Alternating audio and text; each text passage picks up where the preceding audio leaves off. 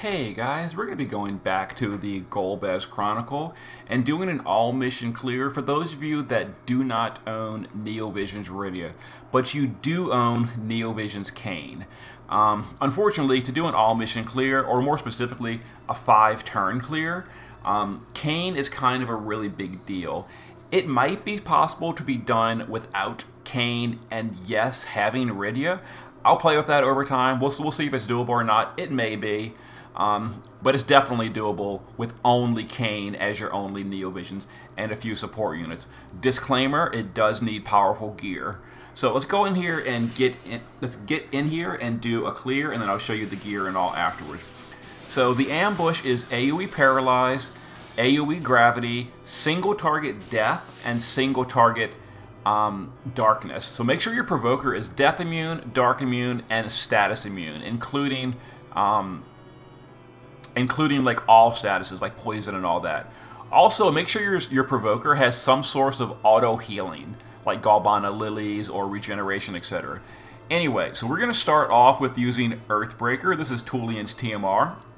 I've gotten some questions saying, what if I don't have Earthbreaker for your strategy? If you don't have Earthbreaker, you can instead use the Obsidian Bracer from the Season 4 story. It's an auto break of 80% AoE.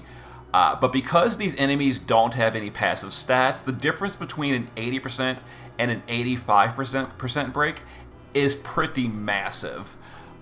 So not having Earthbreaker is a really big damage loss. That being said, it might be possible with either a good variance roll, or few good variance rolls, or an EX3 Kain. I did a test run and tried it with my EX2 Kain. I came up about 5% damage short from winning in 5 turns without using Earthbreaker. I was using the Obsidian Bracer. So, in theory, it's doable with the Obsidian Bracer 80% break, but I came up short, so I had to use the Earthbreaker to demonstrate this strategy. Anyway, Kain is starting in the shift form with the paintbrush that gives him an auto attack buff, to the base form, and we're going to LB, and we're going to support chain with Flood Espers on dual-wielding units using an ice weapon. It's really important for this fight that your support chainers on Flood Espers are using dual wield with ice weapons for your Flood Espers. If you don't want to chain Flood, you could also chain Chaos Wave Awakened with Blizzaga, as long as you're using ice damage. Anyway, so we're going to go ahead and send Kain first, and then we're going to support chain and cap that chain. It should do somewhere around 40-45% damage. 45% on the nose, right there. And same thing to the dragon. Shadow Dragon took a little bit less. That's okay. So here's some Death, Dark, and Status attacks on the Provoker. You can ignore those if you're immune, which you should be. So now Cecil is going to use Eccentric. That's an AoE fill rate buff from Riku's Pouch. We're going to shift Kain back to the shift form that is currently using Paintbrush, Call of the Wild, as well as a lot of autofill. Autofill as well as fill rate. So we're going to go ahead and use all his cooldowns to set him up. That's going to Spear Imperil the enemies. It's going to do a big Thunder Imperil. It's going to give Kain a big Amplify, etc. Golbez is going to Earthbreaker to refresh the break. If you only have one copy, it's okay. Give it to your Cecil, and then make sure you use the Obsidian Bracer. The Obsidian Bracer is a 6-turn break, effectively. Earthbreaker is only like a 4-turn, effectively. So we have to do 2 Earthbreakers to cover them both. If you only have one copy, that is okay. Do it on turn 1, and the Obsidian Bracer will still have a breakup on turn 5, and you should be fine. Now Rosa will just flood again to get some drops for Kain. We need some crystal drops on Kain. Cecil. No, Kain. There we go. We have 1,000% fill rate for Kain, so he's good. We also have the Paintbrush and the Call of the Wild and all. There's the Drain to 1 health, and then Cecil auto heals it back up with auto healing, so that's good. So back to the base form with Kain, where we're going to LB again. We're just going to flood with these 2 guys again and cap it yet again. If your Kain's LB is not filled yet, you can use Cecil's LB, which AoE fills by 5. If your Kain is like right there on the borderline of ready or not, that might push you over. But we don't need that yet, so we're going to do that next turn instead. Anyway, now we've got Spear Imperil on the enemies. We are using a 2-handed spear on Kain. So this should do more damage than last time. So let's go ahead and chain Kain, or not chain him, cap him, send the chainers. And there we go. So we're almost done. We have 2 turns to go, though. We're going to go ahead and use Cecil's LB here just to fill Kain up a little bit. Help refill him. Because there is no unit within Trust in Final Fantasy IV. So we have to use actual fill. There's the Dark, Death, and Status attacks on Cecil. Not worried about it. Okay, so we're going to shift Kain here. And if you own it, we're going to go ahead and use Tyvus's Spirit for more damage, an LB modifier buff and all that. If you don't own it, well, shift him and just refill his LB again. So we're going to go ahead and chain these to get some crystal drops.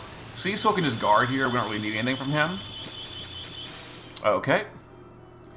And now it is the last LB. So now we've got Kain's Magnus, his Spear in peril, his buff, including Tyvus's Spirit at this point. And as you can see here, the Earthbreaker is wearing off because we did it again on turn 2. But, you know, if you had the Obsidian Bracer, it would still be up as well. So let's go ahead and cap Kain a 3rd time. And this should finish off the rest of the enemies. And that should be an all mission clear. There it is.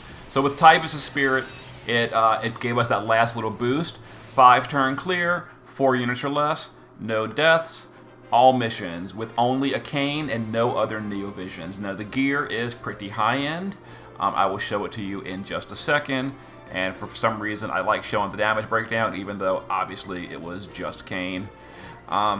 Okay, so let's go ahead and show the gear. And hopefully this is helpful for those of you that maybe did pull for Kain and just didn't get any Rydias along the way. Or maybe your Rydia is only EX0 or something. Although her shards are in the shop right now for the VIP shop. Anyway, so Cecil, all that really matters is passive provoke. He has 50 naturally, so he's getting the other 50 from, you know, Durandal and Danger gets the blood pumping. You could also give him Moogle Charm, you know, whatever you want.